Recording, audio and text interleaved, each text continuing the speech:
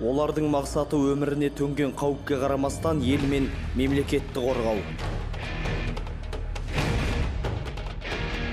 20 жыл бұрын бұғанасы қатпаған жас мемлекетті толық тоналып кетуден сақтап, қорғап, елдің еңсесін көтеруге көмектескен де солар болатын.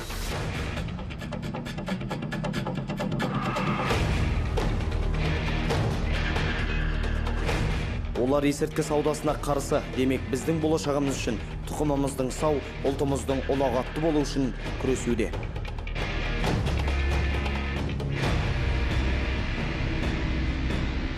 Аңқауда алаяқтардың арбауынан арашалап, тынышта қауіпсіз өмірімізді қорғайды.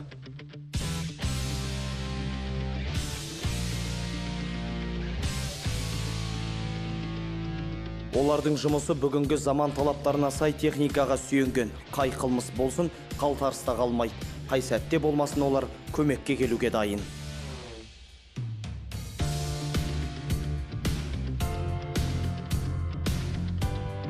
Елде бой көтере бастаған әлемдік экстремизм мен терроризмге қарсы алғаш тұрғанда осы сарбаздар еді.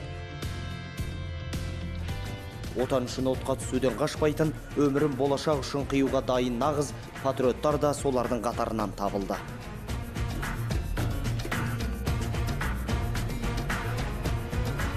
Елбасына қиын қыстау кезеңдер түскенде құрал жабдықсыз, қаржысыз қалған тұстары Қазақстан милициясы мойымады, шыңдала түсті. Ата-анасын қайтып көре ме, жұбайын өбіп, балаларын ойнатады ма, оны да білмейтін. Айлап ұйқы көрмесе де, туыстарының өміріне қауіп төнсе де, олар берілмеді. Олар өз өмірін құрбандыққа қия отырып, елді толық тоналудан құтқарды. Мемлекет пен халықты қорғап қалды.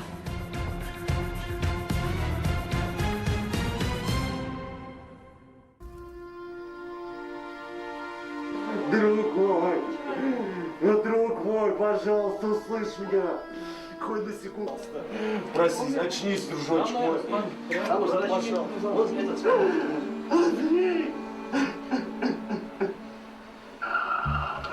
Не жив, ничего нельзя вообще. Знаете, ну что-нибудь, пожалуйста. Мы же с тобой пришли живые. Ну что-нибудь, пожалуйста, умоляю вас на коленях. Люди добрые, пожалуйста, умоляю, вот что-нибудь, вот сделайте что-нибудь другого. Ну помогите ему чем-нибудь.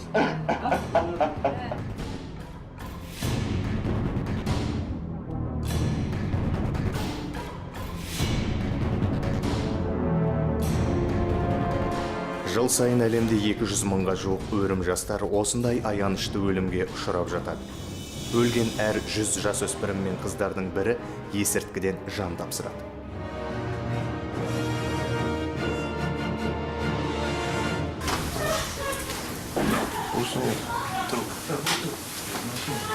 Біріккен ұлттар сарапшыларының бағамынша әлемде 12-ден 64-ке дейінгі жастағы 200 миллионнан астам адам есірткі қабылдайды. Есірткіге еліккендердің саны жыл сайын өсіп отырады. Олардың қатарын ұдай толықтырып отыратын өмір мәнін әлі түсініп үлгермеген жастар. Он прям не понимает, что вообще говорит. Надо еще одного говорить. Здравствуйте. У вас сынок, короче, вообще в целом лежит или не напился, я не знаю. Оның үстіне бүкіл әлемде есірткіге тәуелділердің саны жыл санап еш азаяр емес. Әлемге есірткі тарататын және соған қатысты қылмысты тудыратын негізгі ошақ болып отырған Ауғанстан мемлекеті. Бұл елдегі халықаралық қылмыстық топтар Қазақстан территориясын Ресей мен Еуропаға қарай тасымалдаушы дәліз ретінде пайдалану әрекеттерін тоқтатар емес. Қазақстан бұл қауіптің қатерін түсіне отырып, оған қарсы қатаң шаралар қолданып келеді. Біздің елдегі мемлекеттік саясатта есірткі заттарының заңсыз айналымына тосқауыл қоюға негізделген және ол халықаралық құжаттар мен келісімдерді үкімет қабылдаған есірткіге қарсы бағдарламаларды орындау аясында жүзеге асып жатады.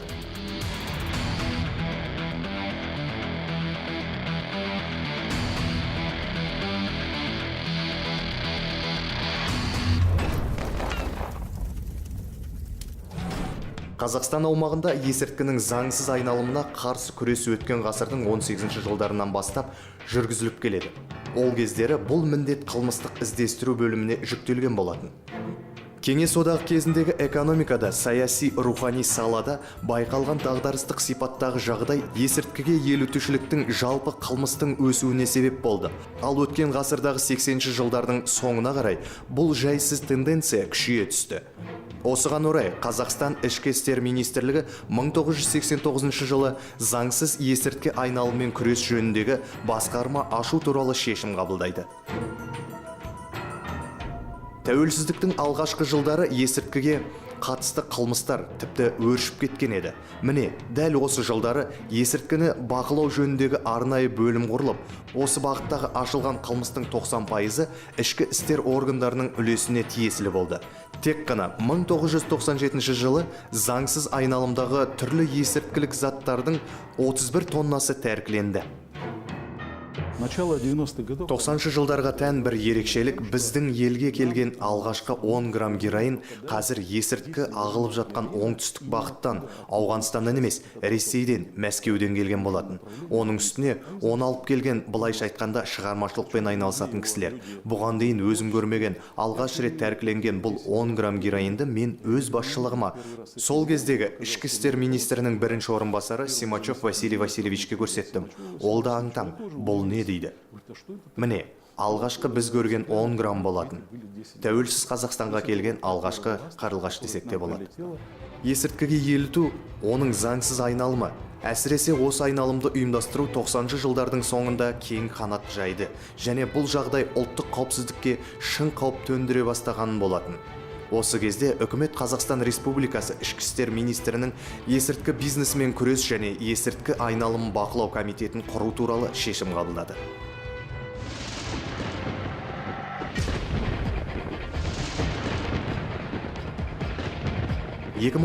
жылдың 1 ақпаны, қыстың суықта ызғарлы күні жаңа басталған. Алматы Ташкент күре жолы. Қазақстан мен Қырғызстан Республикасы шекарасына таяу тұста Қазақстан Республикасы Ішкі істер министрлігі есірткі бизнесімен күрес және есірткі айналымын бақылау комитетінің қызметкерлері жалпы салмағы 15 килограмм болатын героин тасымалдаушы қырғыз азаматын құрықтады. Қолға түскен бұл жоғарғы сапалы ауғандық есірткі 100 мың рет ине салуға жетеді екен. Есірткі саудасына қарсы күрес комитетінің қызметкерлері 48 мыңнан астам бір реттік мөлшердегі егілетін есірткіні тағы да 2 қырғыз азаматынан тауып тәркіледі. Бұлар 2014 жылдың 13 наурыз күні жеке автокөлікпен Бішкектен Мәскеу бағытына қарай жол тартқан көрінеді. Полиция хаттамасында самсаған құрғақ сандардың сырын ұқсақ, оның сыртында 200 мыңнан астам құтқарылған тағдырлар тұр. Өйткені тамырына тамған тамшыдай ғана есірткінің өзі адам өмірін өтпестей өксік пен өкінішке ұрындататын құдіретке ие.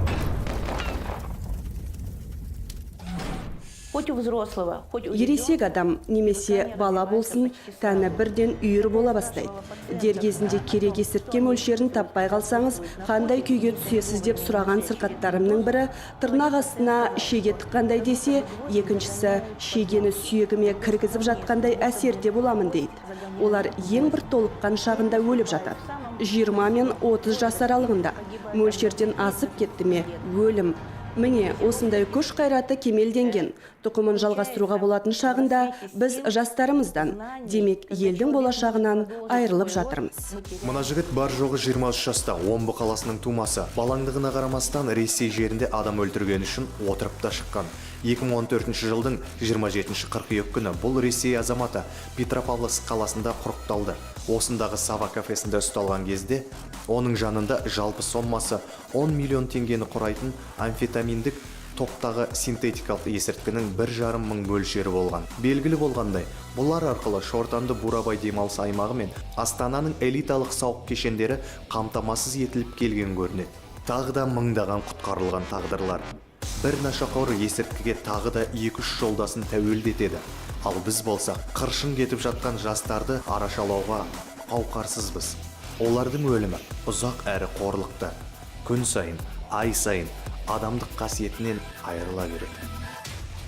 Сізге алғаш ұсынған кезде бұл керемет дейді. Керемет екен рас, бірақ сен тірідей шірейсің, сасып бітесің, сенмен бірге бір лифтте қатар тұру мүмкін емес. Міне кереметі. Есіңде болсын. Саған кел, ине салайық, кел дегенде, сен біртіндеп өле бастайсың.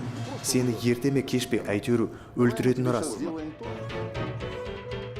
Есірткі саудасына қарсы күрес дегеніміз ең алдымен өз балаларымыздың өмірі үшін күрес. Тектілік үшін, мықты ұлт үшін, демек мықты мемлекет үшін күрес. Ұлан-ғайыр территория, кейбір көрші мемлекеттермен арадағы шекараның ашықтығы, Ауғанстанмен географиялық жақындық, жалпы әлемдік наркобизнес картасында Қазақстанның рөлін тасымал жолындағы мемлекет ретінде анықтап отыр. Что можно сказать о тех видах наркотиков, с которыми мы сегодня сталкиваемся и с которыми мы раньше сталкивались? Конечно, большая их часть – это наркотики, будем так говорить. Бұрындары болмаған қазіргі күні біз білетін есірткілік заттар туралы айтар болсақ, әрине бұлардың негізін каннабистік топтағы есірткі, марихуана, одан алынатын гашиш майы құрайды. Әлі күнге дейін заңсыз айналымнан тәркіленетін осы өзіміздің әлемге әйгілі шу алқабында шыққан есірткілер. Бұл алқаптың шамамен 138-140 гектарында жабайы каннабис шоғырланып өседі. Ал апиын тобына жататын Ауғанстанда шығарылатын героинді тасымалдау мәселесі әлі де өзектілігін бір жояр емес. Оның тасымал жолының өзгергеніне қарамастан, бұл маңызды шаруа. Үшінші мәселе, біздің елге Ресейден, дәлірек айтсақ, Ресей территориясы арқылы Еуропа елдерінен келетін синтетикалық есірткілер. Экстази, ЛСД тәрізді наркотиктер.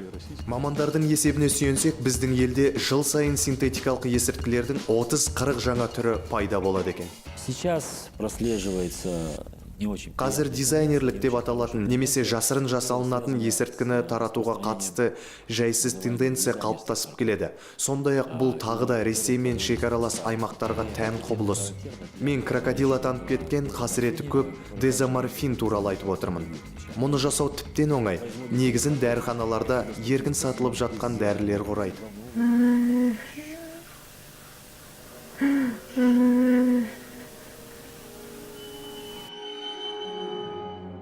Дезоморфинді қолдану қандай қасіретке ұшырататынын айтқанда, тіпті тіс қаққан нашақорлар мен тәжірибелі дәрігер наркологтардың да төбе шашы тік тұрады. Қолдана бастағанда аз ғана мерзімнің ішінде тамырлары сініп, тері жарыла бастайды да қабыршықтанып кетеді. Жара қаптап, жазылмай іріңдеп тұрады. Иммунитет әлсірейді. Тамыр жолы бітеліп, ішкі ағзада бітеу жаралар пайда болады. Адамның денесі шірей бастап, сасиды да, ол тірі өлікке айналады. Бір рет қана ине салған соң ақ тәуелділік пайда болып, мұндай адамның өмірі ары кетсе 2 жылдан аспайды. Қазақстан бұл сырттан келген қауіпті қатерге қарсы күрес барынша нәтижелі болу үшін теңдессіз шаралар іске асырылуда.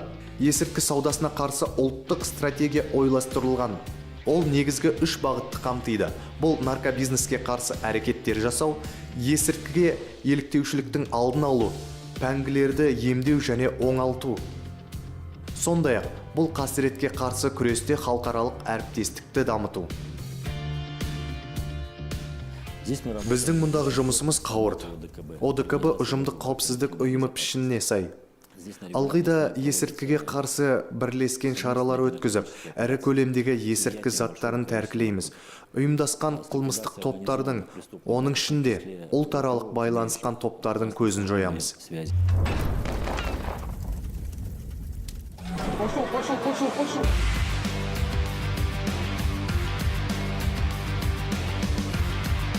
Бүгінгі күні Қазақстанда есірткіге қарсы қабылданған заңнамалар ТМАД елдері арасындағы ең қаталдарының бірі ретінде танылған.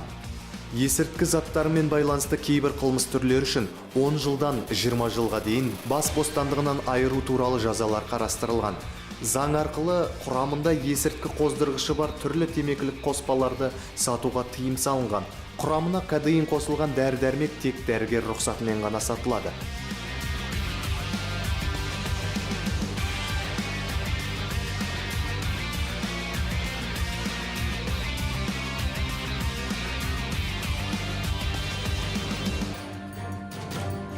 Шу алқабында жабайы өсетін кендір қурай көлемін азайту бойынша жаңа жоба қарастырылуда.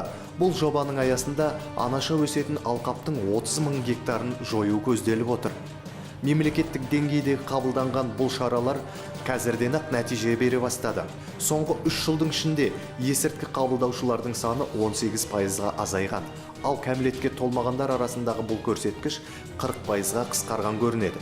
Есірткінің артық мөлшерінен көз жұмғандар саны да 1,5 есеге азайған. Әрине, есірткі заттарының таралуы, нашақорлықтың таралуы, бұл ең алдымен әлеуметтік мәселе. Сегодня мы видим некоторое снижение. Бүгін осы жағдайдың аздап болса да оңалғанын көріп отырмыз.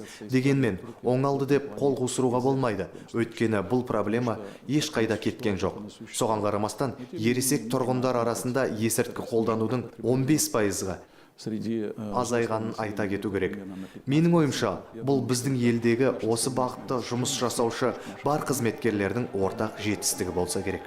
Өлім, мүгедектік, аяқсыз қалған арман, туыстан безу. Осының бәрі есірткіден келетін кесапат.